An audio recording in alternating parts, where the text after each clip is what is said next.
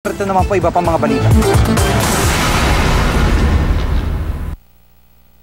Natutulog daw ang parking boy na ito ng pagbabarilin sa labas ng isang gusali sa Panay Avenue, Quezon City mag-alas 2 na madaling araw.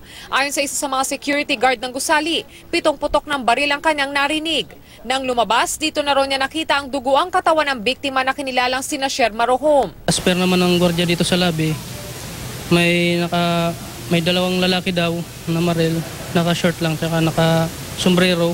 Sakay daw ng itim na sasakyan ng mga suspect. Blanco ang kapatid ng biktima sa posibleng motibo ng pamaril, bagamat aminado siyang sumuko na dati sa oplatokhang sina Sher.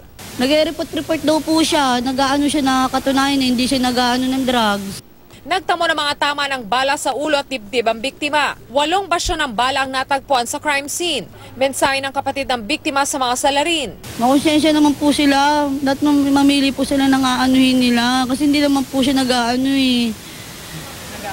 Nagda-drugs.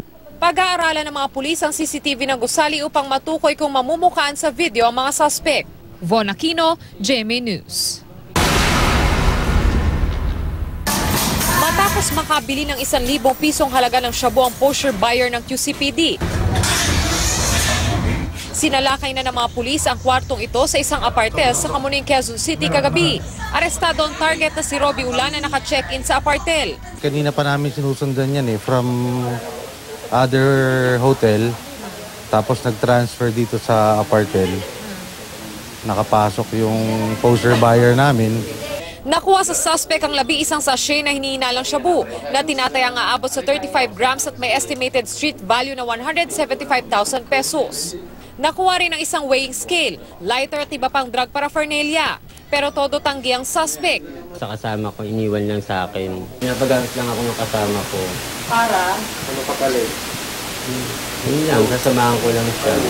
Ayon sa mga pulis, posibleng pinili ng suspect na makipagtransaksyon sa mga apartel sa pag-akalang hindi sila mapapasok ng mga otoridad sa ganitong lugar. Possible, mainit sila dun sa kanya-kanyang mga lugar nila. So para makaiwas yun, ang tawag doon, wagwag, binawagwag nila yung mga pulis.